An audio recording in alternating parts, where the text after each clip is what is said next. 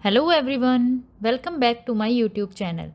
In today's video, we will continue our discussion of the UGC NET June 2025 Library Science paper.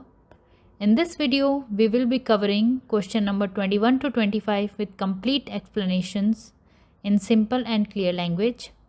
If you haven't watched the previous videos, do check them out. The links are in the description below. So, let's begin. So our first question is, which of the following is an example of a platform as a service? The correct answer is option number 2, Google App Engine. Platform as a service is a cloud computing model that provides developers with a platform to build, test, and deploy applications without managing the underlying hardware or infrastructure.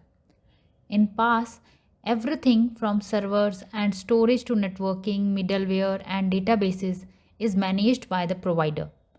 Developers can focus only on writing and improving their code.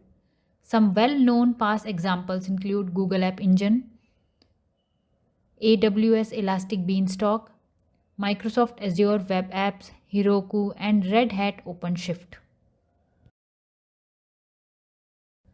Google App Engine is a platform as a service product that enables web app developers and enterprises to build, deploy, and host scalable high performance applications. It is fully managed and serverless application development platform. It handles all the work of uploading and running the code on Google Cloud. Next question is, which visualization feature in Web of Science helps identify relationships between citing and cited articles? The correct answer is option number 1, Citation Network Graph.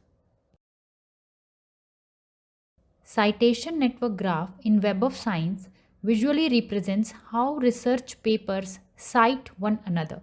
In this graph, each node represents a paper and the links or edges represent citation relationships. This helps researchers trace how ideas evolve, discover influential works, and identify research clusters.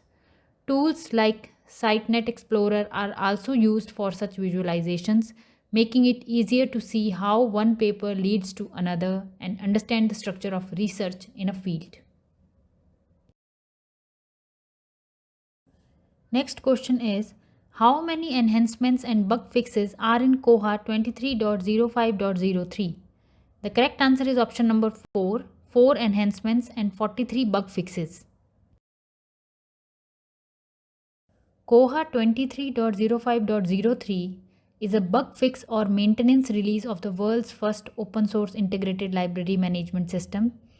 This version included 4 new enhancements, meaning small improvements in performance or user interface, and 43 bug fixes, which correct previously reported errors. For reference, this information is available on the official Koha community website at kohacommunity.org.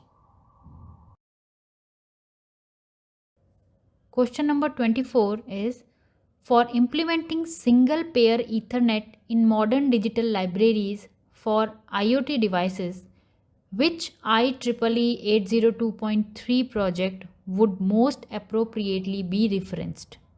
The correct answer is option number 1, IEEE P802.3DA.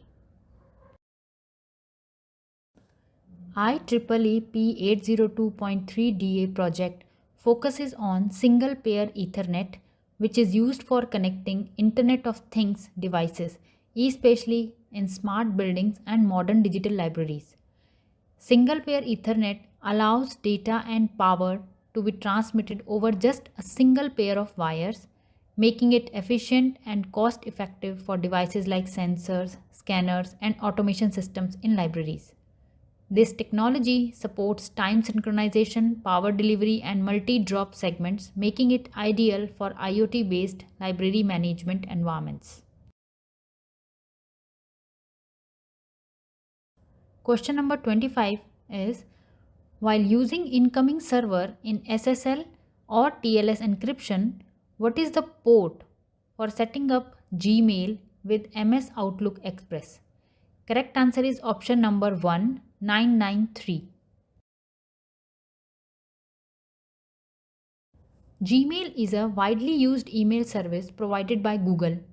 It allows users to access their email messages from multiple devices and locations.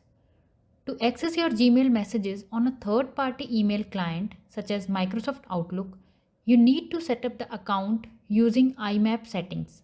IMAP stands for Internet Message Access Protocol. It is a protocol that allows you to access and manage your email messages from multiple devices. So, for setting up Gmail with Microsoft Outlook, incoming mail server uses port 993 and outgoing mail server uses port 587.